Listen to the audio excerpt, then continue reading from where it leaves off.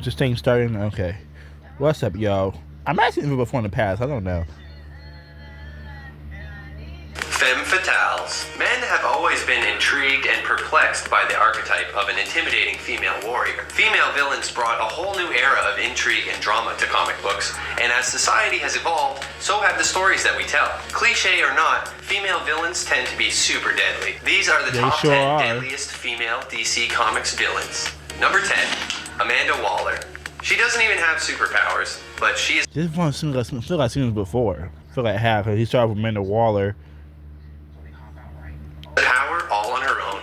Nicknamed the Wall, she is a government official who will do anything in the name of national security. We got part 2 right there. Rules, killing people, even killing innocent people. Oh, she is the commander of Task Force X, aka Suicide Squad. Wait a minute, y'all, but that's... So part 2 be deadly Marvel female villains. Okay, that's fine with me. A supervillain team that performs special operations under her command. She has a brilliant tactical mind and is ruthless and disciplined, bending supervillains to her will to get her work done. But she's not afraid to get her hands dirty. She once even uncovered Batman's secret identity. She might not be the deadliest DC villain by a pretty wide margin, but there are a whole host of DC villains that would say she's plenty deadly. It's this ability to get superpowered villains to do her dirty work that earns her this spot on our list. Number 9. So she manipulates them? Coming straight from the heart of Gotham City, Selina Kyle has had a varied origin, but she always ends up becoming Catwoman. In more recent years, she shows up more as a helper to Batman than as an enemy, but she is one of Batman's original villains, and for good reason. She is in peak physical condition and a nimble acrobat as well as master thief, sometimes even using literal cats to help her in her schemes. She might not have super strength or energy manipulation, but she is still a deadly foe, a skilled martial artist, stealth expert, and has considerable skill with weapons, including firearms and swords. Number 8, Cheetah. When did she get swords? Remember, this is only Catwoman get a sword. When did Catwoman get a sword? But this or something? Okay, what is that down there? Speed, you don't leave me the gut. Speed, I'm gonna tired of seeing your face sometimes. Wait. So there's a part. Oh, I gotta write to some more stuff. I need to write some more top 10 nerd stuff, y'all. I think I just need more superhero stuff. A much more intimidating cat. Cheetah has had a bit of a legacy, and there are a few different versions of the character. The most recent iteration of Cheetah is Barbara Minerva, who just recently appeared in DC's Wonder Woman 1984. A skilled archaeologist and linguist, she has a keen interest in the lost culture of the Amazons. And she actually helped Wonder Woman learn English when she first came to the United States. Dr. Minerva has made a pact with a god, transforming her into the cheetah with superhuman speed and all the deadly attributes of a feline. She battles with the inner turmoil of resisting her animalistic rage and predatory fury, and was once friends with Wonder Woman, at least in her human form. She was once... Was that Gorilla in the background, Gorilla Grodd? I understand that. Him and Cheetah had that kind of both animal people. Well, Gorilla Grodd is mainly, he's actually born. He's not a man turned gorilla, he's a gorilla. He's a weird gorilla. How did he learn how to talk? That's what I want to know. How did Gorilla Grodd learn how to talk? Busted out of jail by the crime syndicate and recruited onto their team.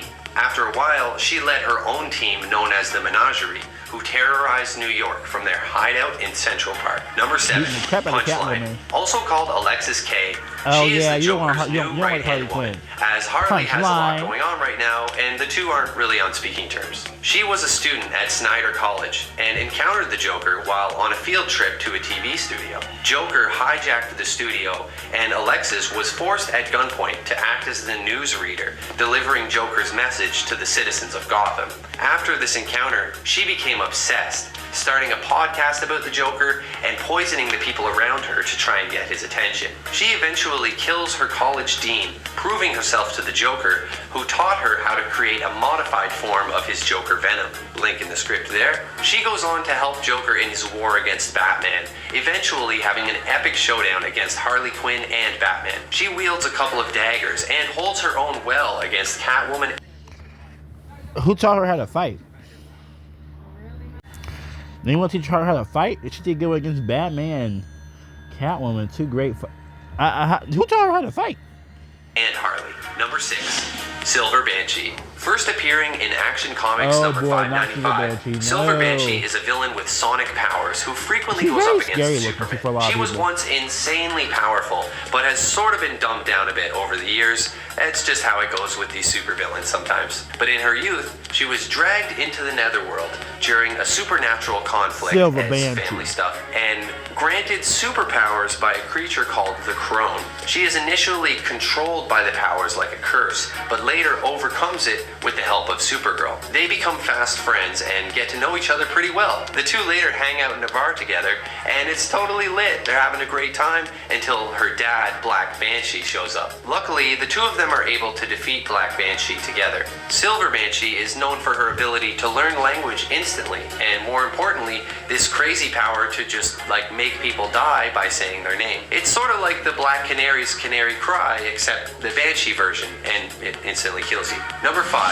Blackfire. Blackfire is the older sister of Starfire from the Teen Titans. She often appears as an adversary. I want Starfire. I guess Starfire love her sister in Blackfire, but they should have been had her start her with the girl's neck apart, kicking her face. When you got a sister like that, you need to keep her in space jail. And if she breaks out, you should first want to tackle her to a planet and blast her freaking face off the star match.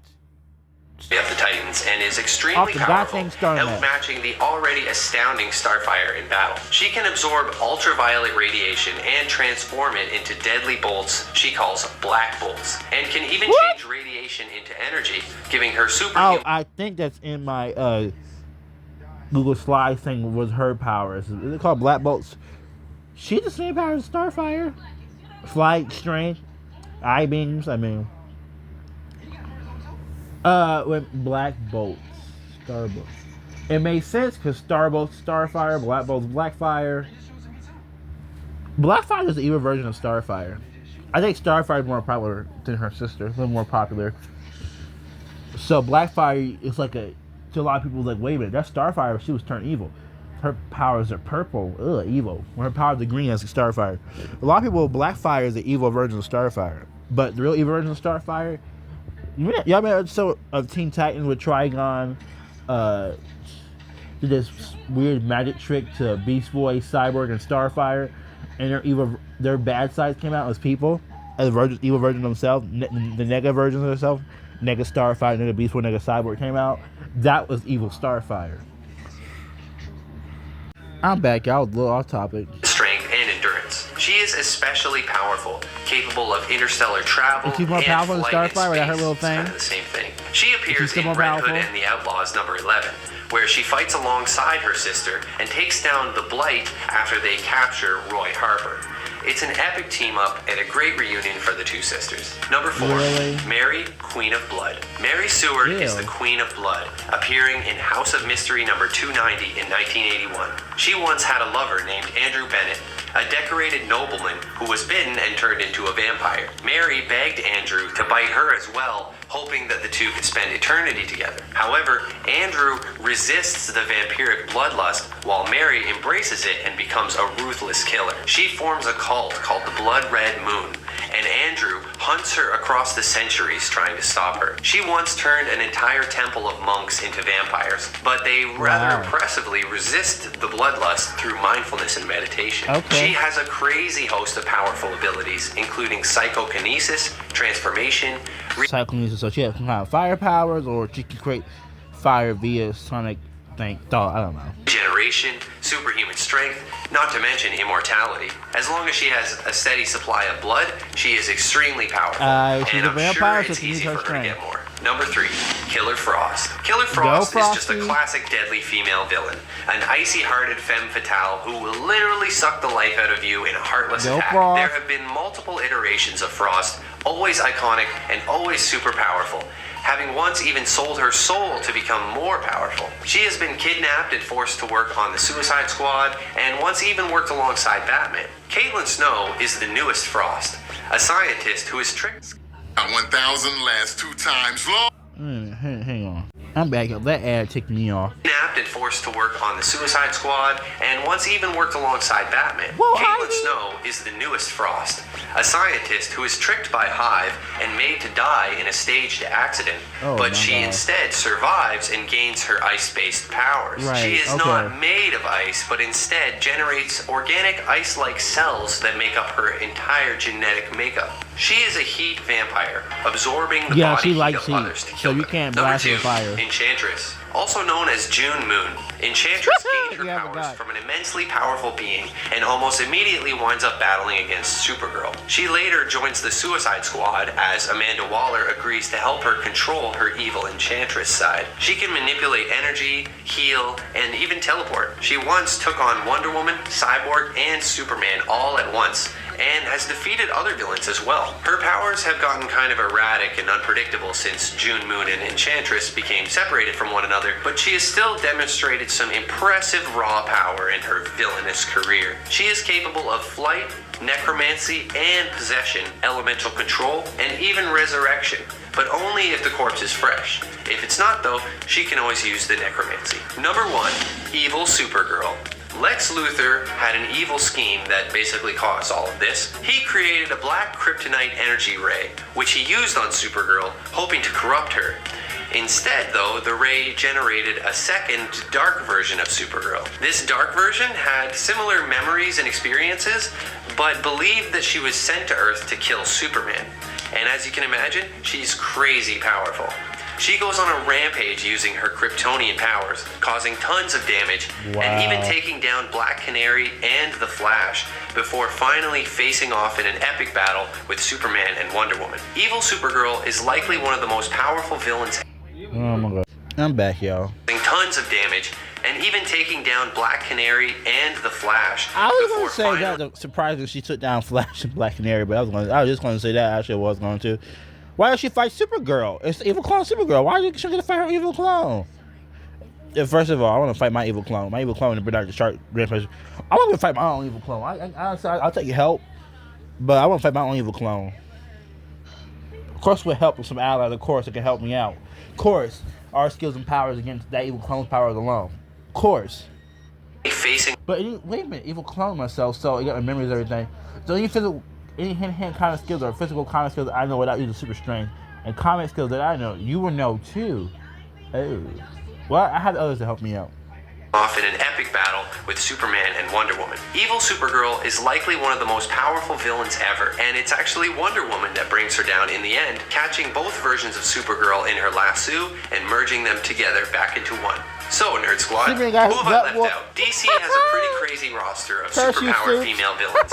So hit me with some of your favorites down below, and maybe you'll see them in part 2 of this list. Thanks for watching. I'm Patty D, and this is Top 10 Nerd. I should really subscribe to them. Yo, I do want to see part. Hang on, y'all. See y'all later.